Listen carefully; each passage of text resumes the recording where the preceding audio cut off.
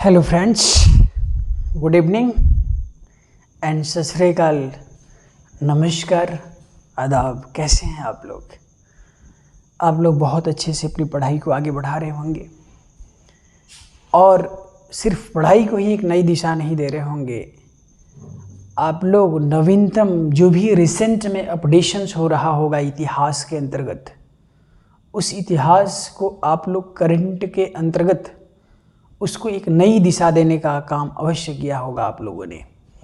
दोस्तों, उसी श्रृंखला में एक महत्वपूर्ण इतिहास के पाठ्यक्रम को जिसको मैंने टच करते हुए आगे बढ़ा था, वह दोस्तों इतिहास था कोहिनूर हीरे का इतिहास, जिसमें मैंने आपको समझाया था कि 1739 ईस्वी में किस प्रकार से मोहम्मद शाह रंगीला के शासनकाल में नादिर शाह का आक्रमण होता है।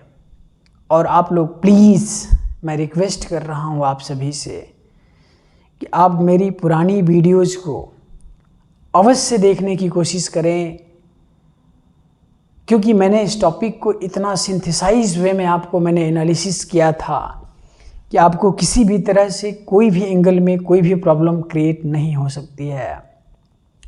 दोस्तों, अभी 2021 में यूपी जीआईसी लेक्चरर का जब एग्ज़ाम हुआ था, तो उसमें जीएस के पेपर में आप लोग मेरी तीसरी इतिहास की वीडियोस खोलिएगा, तीसरी या चौथी शायद, नियर अबाउट इसी के आसपास होगी।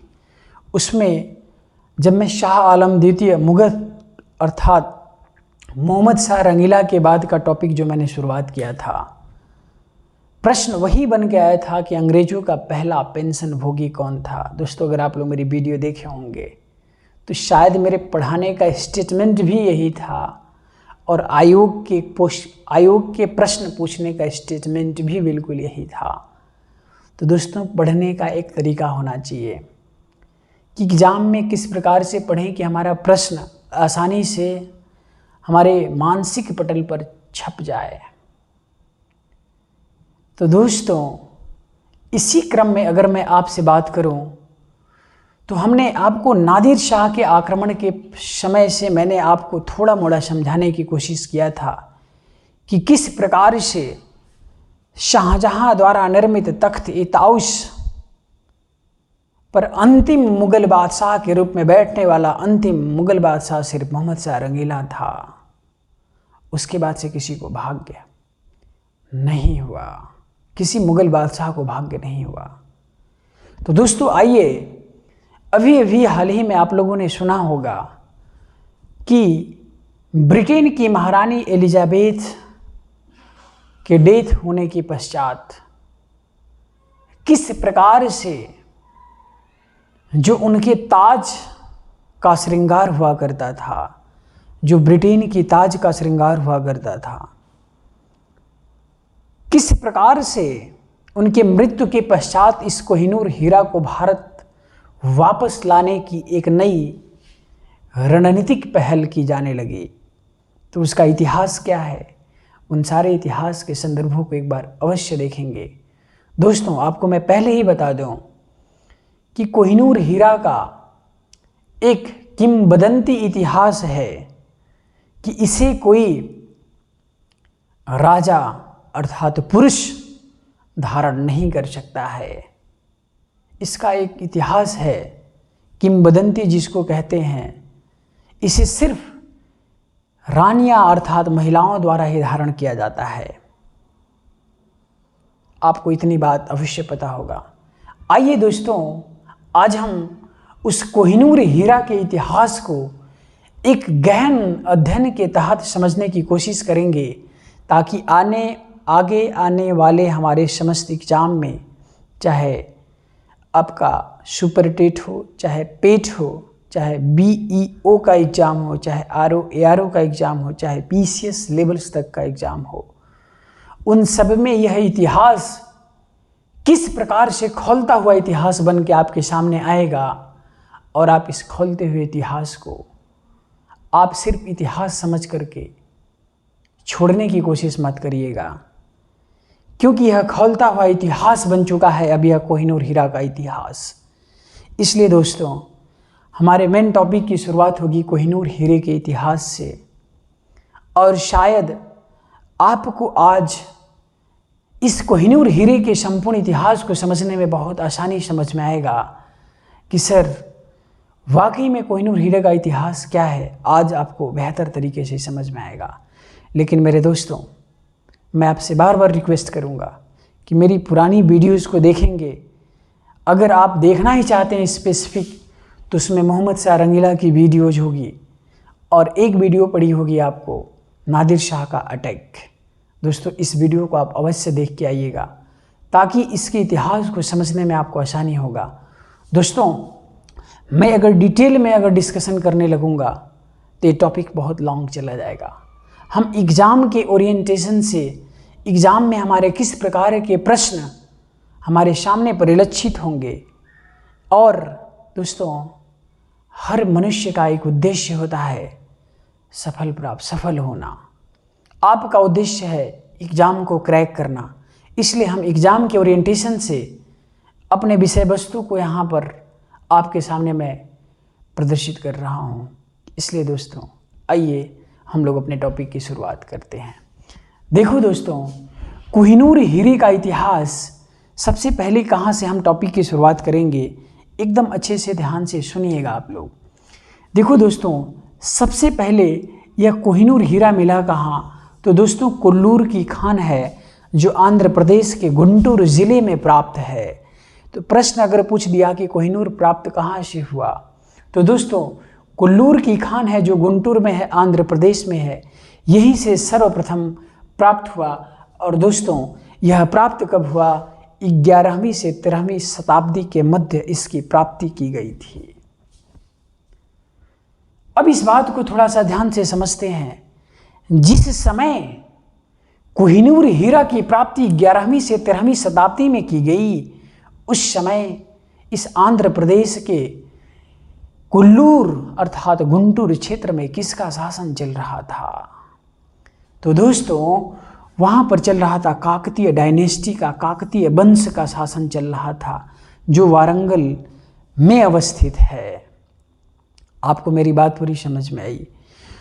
दोस्तों, अब आगे इसको ध्यान से समझते हैं। दोस्तों, ये वारंगल बड़ा इम्पोर्टेंट है, आपको थोड़ा सा समझना होगा। मैं आपको बताऊं कि सबसे पहले यह कोहिनूर हीरा वारंगल के शासकों अर्थात काकतीय डायनेस्टी के पास था, काकतीय वंशजों के हाथ में था 11वीं से 13वीं शताब्दी के मध्य। दोस्तों, जब भारत में दिल्ली सल्तनत की स्थापना होती है 1206 में कुतुबुद्दीन ऐबक के द्वारा, आपको पता होगा इतिहास जब आगे हम लोग पढ़ेंगे या आप लोग पहले से भी हल्का फुल्का आपको जानकारी अवश्य होगी कि दोस्तों 1206 ईस्वी में कुतुबुद्दीन ऐबक ने इसकी स्थापना तो किया, लेकिन वास्तविक शासक दिल्ली सल्तनत का वास्तविक संस्थापक इल्तुतमिश को माना जाता है। तो क्यों माना जाता है, सब आगे बात करेंगे। दोस्तों, इसी दिल्ली डायनेस्टी में, दिल्ली सल्तनत में एक वंशज का उद्भव हुआ जिसका नाम है खिलजी डायनेस्टी। और खिलजी डायनेस्टी का महान प्रतापी शासक अलाउद्दीन खिलजी था। अलाउद्दीन खिलजी ने अपने साम्राज्यवादी विस्तार की नीति का अनुसरण करते हुए, दोस्तों आपको पता है कि अलाउद्दीन खिलजी को मध्यकाल का अकबर भी कहा जाता है, क्योंकि इसने इस प्रकार से डेवलपमेंट किया, अपने साम्राज्य का विस्तार किया कि अलाउद्दीन खिलजी को आज भी याद किया जाता है। तो समझेंगे दोस्तों, अलाउद्दीन खिलजी जब अपने साम्राज्य का विस्तार कर रहा था, तो उसी साम्राज्य के विस्तार के क्रम में उसने गुजरात पर अटैक किया था। किस पर? गुजरात पर। और जब गुजरात पर अटैक किया दोस्तों, तो वहाँ का शासक भाग करके देवगिरी के शासक के पास चला गया। इतनी बात आपको जब मैं खिलजी डायनेस्टी एक्सप्लेन करूँगा वहाँ पर अच्छे से समझाऊँगा, लेकिन आपको समझना होगा दोस्तों, गुजरात पर आक्रमण करने के लिए अलाउद्दीन खिलजी ने उलुग खां और नुसरत खां के नेतृत्व में भेजा था दक्षिण भारत के अभियान को करने के लिए। और दोस्तों वहीं पर किसकी प्राप्ति हो जाती है नुसरत खां को? नुसरत खां ने 1000 रुपये में मलिक काफूर को प्राप्त किया था। 1000 दिनारी भी इसको कहते हैं। और दोस्तों, यही मलिक काफूर वारंगल के अभियान में जब गया तो वारंगल के अभियान में कोहिनूर हीरा अलाउद्दीन खिलजी के दरबार में ला करके रखता है। आपको ये बात समझ में आ गई कि दोस्तों, गुजरात के बाद वारंगल का अभियान किया, और वारंगल का अभियान किसने किया? मलिक काफूर ने किया। मलिक काफूर को किसने खरीदा? नुसरत खां ने खरीदा। कितने रुपए में खरीदा? 1000 रुपये में खरीदा। इसलिए इसको 1000 दिनारी की संज्ञा भी दी जाती है। दोस्तों, जिस प्रकार से प्रश्न बनने की अवसर आपके सामने आ रहे हैं, उन समस्त प्रश्नों का मीमांसिक विवेचन करना अति आवश्यक है। क्योंकि दोस्तों, हम सिर्फ कोहिनूर हीरे को पढ़ करके चले जाएंगे, नादिर शाह का अटैक, तो दोस्तों इस कोहिनूर हीरे के इतिहास में हम सबका पीएम कर देंगे, पोस्टमार्टम कर देंगे, ताकि प्रश्न बनने की पॉसिबिलिटीज अपने स्तर पर जितना है उतना हम निकाल लें। आयोग भी इसके इर्द गिर्द ही घूमेगा। तो समझ में आ रहा आपको? अब समझिए दोस्तों, तो पहला काकतीय डायनेस्टी में था, दूसरा अलाउद्दीन खिलजी के पास। यह किसके माध्यम से आता है दोस्तों? मलिक काफूर के वारंगल अभियान के साथ। वारंगल में किस डायनेस्टी का शासन चल रहा था? काकतीय वंश का। अब ध्यान से सुनना दोस्तों, जब अलाउद्दीन खिलजी के शासन काल की समाप्ति धीरे धीरे दिल्ली डायनेस्टी आगे बढ़ता चला गया, तो दोस्तों दिल्ली सल्तनत के विघटन के अंतिम समय में जब बाबर ने 1526 ईस्वी में पानीपत के प्रथम युद्ध में दोस्तों इब्राहिम लोदी को जब पराजित किया, तो ध्यान से सुनिएगा, कोहिनूर सच में कोहिनूर था। दोस्तों एक आपसे बात बताऊं, कोहिनूर को किसी ने जीता नहीं। कोहिनूर का इतिहास बहुत बड़ा है, इसको किसी ने जीता नहीं। ये विरासत में प्राप्त होती चली गई लोगों को, लोगों ने इसे हड़पा है। बात समझ में आ रही है? अब समझिएगा, अलाउद्दीन को पहले काकतीय डायनेस्टी से कहां आया? दिल्ली सल्तनत में आया, खिलजी डायनेस्टी में आया, और खिलजी से बढ़ता बढ़ता दिल्ली सल्तनत का अंतिम वंश लोदी डायनेस्टी चल रहा था, लोदी वंश चल रहा था। और इस लोदियों में सबसे अंतिम शासक था इब्राहिम लोदी। जब बाबर ने 1526 ईस्वी में पानीपत के प्रथम युद्ध में जब इब्राहिम लोदी को पराजित किया, दस्ते नाबूद कर दिया, तब यह कोहिनूर बाबर के हाथों लग गया। बात समझ में आ तो रही होगी दोस्तों। अब ध्यान से सुनो, काकतीय डायनेस्टी से दिल्ली डायनेस्टी और दिल्ली डायनेस्टी से मुगलों के हाथ में आ गया। क्या इसका इतिहास है? प्रश्न अगर प्रश्न पूछने की कोशिश किया तो किन किन वंशजों के हाथ से यह निकलता हुआ गया, पूछ सकता है मेरे भाई। इसलिए जिस प्रकार से प्रश्न बनने की संभावना है, हम यहीं पर उसको तोड़ दें इतना कि हमारे सामने सभी उसके पहलू समझ में आ जाए। अब समझते हैं, बाबर के हाथ से धीरे धीरे आया, लेकिन दोस्तों इस कोहिनूर हीरा में याद रखिएगा, पीकॉक थ्रोन अर्थात तख्त ए ताउस का निर्माण किसने पहली बार कराया? शाहजहां ने कराया। दोस्तों कहा ऐसा जाता है कि शाहजहां द्वारा निर्मित ताजमहल से भी भव्य यह तख्त ए ताउस था। समझ रहे हैं आप?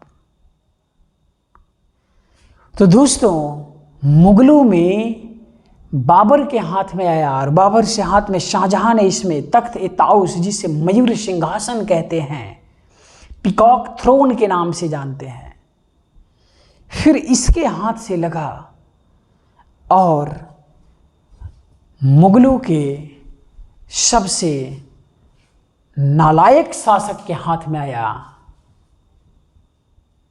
जो पूरी जिंदगी हरम में व्यतीत किया था, मोहम्मद शाह रंगीला। इसका नाम रोशन अख्तर था।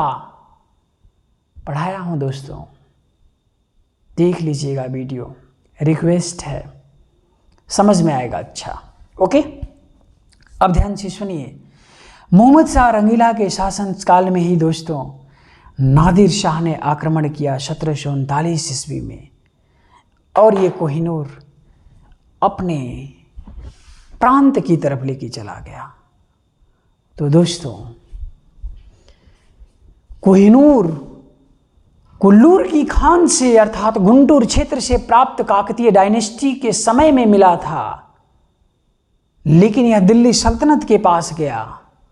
खिलजी के पास कैसे गया दोस्तों? मलिक काफूर के वारंगल अभियान के पश्चात इसको मलिक काफूर अलाउद्दीन खिलजी के दरबार में प्रस्तुत किया था। मलिक काफूर कहां से आ गया सर? दोस्तों अलाउद्दीन खिलजी के गुजरात अभियान का नेतृत्व नुसरत खां और उलुग खां ने किया था, और यही नुसरत खां ने इसे 1000 रुपये में खरीद करके लेके आया था। मेरी दोस्तों इस बात को याद रखिएगा, इस मलिक काफूर को किसने खरीदा था? नुसरत खां ने। नुसरत खां ने कितने में खरीदा था दोस्तों? 1000 रुपये में। इसलिए इसको क्या कहते हैं हम? 1000 दिनारी की संज्ञा भी देते हैं। मेरी बात बहुत अच्छे से आपको स्पष्टता के साथ समझ में आया होगा। अब बात को समझिएगा। मोहम्मद शाह रंगीला के शासनकाल में नादिर शाह ने 1739 ईस्वी में आक्रमण किया, और दोस्तों नरसंहार भी किया। 57 दिन तक भारत में रुका, और आपको मैंने बताया था अवध का नवाब इसके आमंत्रित करने के पश्चात लेके गया था। दोस्तों प्लीज़ इस वीडियो को देख लीजिएगा। नादिर शाह का अटैक मोस्ट इम्पोर्टेंट है, पहले नहीं था, लेकिन कोहिनूर हीरे की चर्चा में आने के कारण नादिर शाह का अटैक इम्पोर्टेंट हो गया। इसलिए प्लीज़ आप लोग उसे अवश्य देखिएगा। अब बात को समझते हैं दोस्तों। जब यह अफगान में ले जाकर के रख दिया कौन? नादिर शाह ने। तो इसी दोस्तों आगे देखिए, इधर शाह शुजा दुर्रानी के द्वारा सिख कम्युनिटी के एक प्रतापी शासक रणजीत सिंह के हाथ में यह प्राप्त होता है।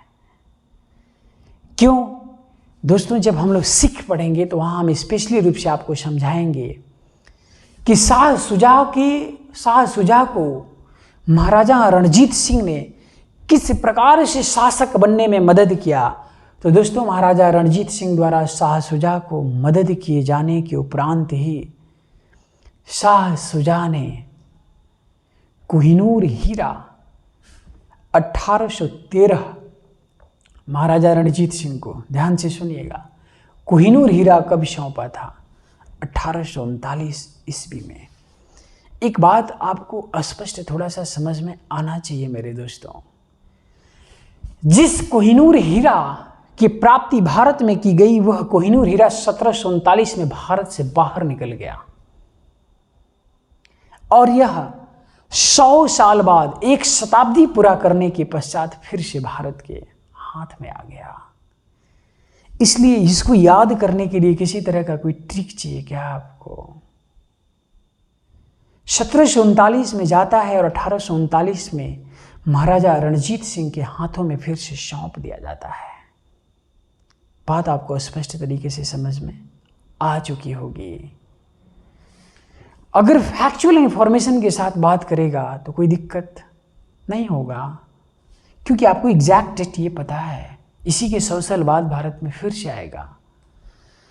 अब ध्यान से सुनना दोस्तों, जब महाराजा रणजीत सिंह के बारे में हम बात करेंगे तो इसमें 12 मिसले थे सिखों में, और सुखरचकिया मिसल से संबंधित थे महाराजा रणजीत सिंह। महाराजा रणजीत सिंह को कहा जाता है कि एशिया की सबसे दूसरी बड़ी सेना स्थापित किए थे। महाराजा रणजीत सिंह के जीवित रहने तक अंग्रेजों की हैसियत नहीं थी कि वह सिखों से विरोध कर ले, सिखों से किसी प्रकार का आंदोलन करने के लिए सोच ले। क्योंकि सोचो, जिसने एशिया की सबसे दूसरी लंबी सेना बना करके रखी हो, उसके साथ युद्ध करना मुश्किल था। लेकिन दोस्तों, जब महाराजा रणजीत सिंह का डेथ हो जाता है तो महाराजा रणजीत सिंह की मृत्यु के पश्चात आपको मैं बता दूं, इसका पुत्र दलीप सिंह शासन सत्ता को अपने हाथों में लेता है। और दोस्तों, जब दलीप सिंह बनता है तो सिखों में विद्रोह की संभावना खड़ी हो गई। और मैंने बोला था कि जब जब विद्रोह की संभावना किसी स्पेसिफिक समुदाय में खड़ी होगी तो अंग्रेजों का हस्तक्षेप लाजमी हो जाता था।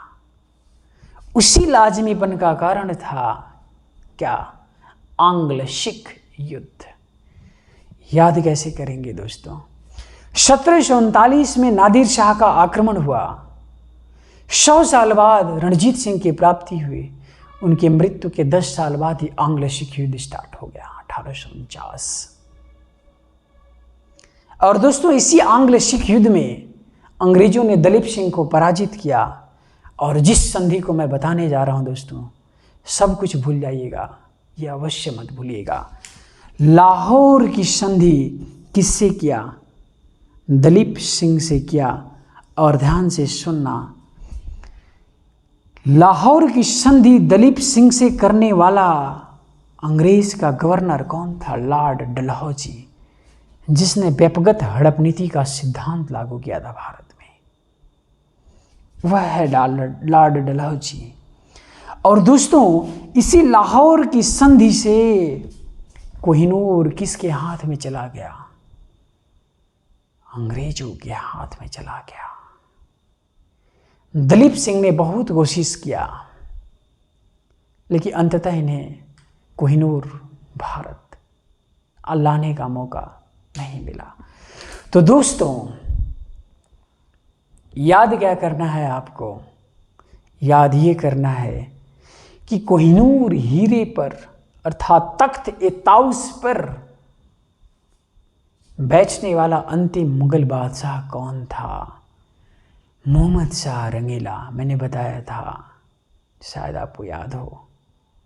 वीडियोस को अवश्य देखिए बैक जा करके। मैंने बताया था आपको कि अगर प्रश्न पूछने की संभावना बनेगी तो ये पूछेगा कि लाहौर की संधि किसके साथ की गई थी? महाराजा रणजीत सिंह के पुत्र दलीप सिंह के साथ किया गया था। और इसी लाहौर की संधि से कोहिनूर हमेशा हमेशा के लिए दूर हो गया। जिस प्रकार से भारत का पाकिस्तान एक हिस्सा हुआ करता था और लाहौर भारत का हिस्सा हुआ करता था, जिस प्रकार से भारत से लाहौर दूर हो गया, उसी प्रकार से लाहौर की संधि से कोहिनूर हीरा भी दूर हो गया। शायद आपको बात स्पष्टता के साथ समझ में आया होगा। अब आते हैं दोस्तों, करंट सिचुएशंस क्या है। जब महाराजा रणजीत सिंह थे तो कहा जाता है कि बहुत दानी प्रवृत्ति की थे। इन्होंने काशी विश्वनाथ मंदिर में बहुत पैसे दिए। और महाराजा रणजीत सिंह की एक दिली इच्छा थी कि उड़ीसा में एक पुरी जगह है, पुरी में जगन्नाथ टेम्पल एक जगह है, आप लोग अवश्य देखिएगा उसको। मैंने तो वहाँ नग्न आँखों से मैंने उसको दृष्टिपात किया हुआ है, इसलिए आप भी उस मंदिर को देखिएगा। महाराजा रणजीत सिंह की हार्दिक दिली इच्छा थी कि इस कोहिनूर हीरा को हम जगन्नाथ टेम्पल में सौंप दें। ये वर्तमान में जब महारानी एलिजाबेथ का जब डेथ हुआ है तो इसी जगन्नाथ टेम्पल में जो भी लोग रहते हैं उन लोगों ने इसे भारत लाने के लिए डिमांड करना शुरू कर दिया। इसलिए भारत में आएगा कि नहीं आएगा वो एक अलग इशू है, इस पर भी बात कर लेंगे। अब समझिए दोस्तों, यहाँ तक आपको अच्छे से बहुत समझ में आ चुका होगा। अब आते हैं नेक्स्ट टॉपिक को। देखो दोस्तों, कोहिनूर हीरा अर्थात तख्त ए ताउस को सबसे पहले कोहिनूर हीरा किसने लगाया? महारानी विक्टोरिया ने। आपको पता होगा मेरे दोस्तों, 1849 कोई दूर नहीं है। इसी के पश्चात 1857 का विद्रोह हुआ, 1858 का अधिनियम पारित किया गया और इसी के बाद कहा गया महारानी का शासन भारत में स्थापित हो गया। वो महारानी कोई और नहीं, महारानी विक्टोरिया थी। महारानी विक्टोरिया के बाद महारानी अलेक्सेंड्रा, अगर विजुअल नहीं होगा तो अलेक्सेंड्रा कहते हैं इसको, अलेक्सेंड्रा। और इनके बाद महारानी मैरी ने इसको धारण किया और उसके बाद महारानी एलिजाबेथ सेकंड ने धारण किया। और अभी हाल ही में महारानी एलिजाबेथ सेकंड का क्या हुआ है? इन्हीं का निधन हुआ है। इसीलिए वर्तमान में इस कोहिनूर हीरे को अपने ताज पर धारण करने के लिए कौन सामने आया? तो दोस्तों, वर्तमान राजकुमार इस समय ब्रिटेन में चार्ल्स थर्ड बने हुए हैं, जिनकी पत्नी अर्थात जिनकी महारानी, जिसे महारानी की संज्ञा ब्रिटेन में दी जाती है, कैमिला, इसे धारण करेंगी। तो मुझे लगता है आपको कोहिनूर हीरे के इतिहास के बारे में अवश्य समझ में आया होगा कि दोस्तों, काकतीय से लाहौर, काकतीय वंश से भारत में प्राप्त हुआ और किस प्रकार से यह दिल्ली डायनेस्टी में खिलजी के हाथ में वारंगल अभियान के तहत आता है, मलिक काफूर के नेतृत्व में किया गया। तो आप लोग अच्छे से आप लोग समझ चुके होंगे कि सर जितने भी टाइप के प्रश्न बनने की संभावना है उन सारे प्रश्नों को मैंने आपके समक्ष प्रदर्शित कर दिया। याद रखिएगा, प्रश्न ये भी पूछ सकता है कि वर्तमान में कोहिनूर हीरा अर्थात तख्त ए ताउस अर्थात उस ताज को किसने धारण किया है? तो मैंने आपसे पहले ही बताया था कि ताज को महिला ही धारण करती हैं। इस पर अनेक किंवदंतियां हैं कि धारण करने से मौत या धारण करने से विघ्न टाइप के स्वप्न आते हैं जो खराब स्थिति का सूचक होते हैं, इसलिए उसे पुरुष धारण नहीं करते हैं। इसलिए वर्तमान राजकुमार चार्ल्स थर्ड बने हैं, जिनकी पत्नी का नाम है कैमिला। याद रख लेंगे आप लोग। मेरे किसी भी भाई बहन को कोई भी अगर दिक्कत यहाँ तक हुआ हो तो आप लोग अवश्य प्रश्न कीजिएगा कमेंट सेक्शंस में। मुझे नहीं लगता है कि आपको किसी भी तरह से कोई भी ऑब्जेक्शंस हुआ होगा। दोस्तों, एक बात जाते जाते आपसे मैं कहना चाहूँगा, दोस्तों अपने देखो, कोई भी इंसान 100% परफेक्ट नहीं हो सकता, ये हकीकत है। कुछ अच्छाइयाँ तो कुछ कमियाँ अवश्य परिलक्षित होती हैं, लेकिन दोस्तों इस विद्यार्थी जीवन में हमारे लिए अच्छाई क्या है? हमारे लिए अच्छाई ये है कि हम अपने सिलेबस और पाठ्यक्रम के अनुसार एक निर्धारित, एक निश्चित समय सीमा और मानकों के अनुरूप तैयारी को एक नई दिशा देते हुए उसे धारण कर ले, उस पाठ्य सामग्री को अपने मानसिक पटल पर अंकित कर लें। यही चाहिए, यही चाहिए ना। तो मैं कहना चाहूँगा आपसे कि आप अपने अंदर की अच्छाई और अपने अंदर की बुराइयों को एक बार अवश्य देखें, अवलोकन करें। मैं आपसे बता दूं दोस्तों कि इसी शरीर के अंदर राम भी हैं और इसी शरीर के अंदर रावण भी हैं।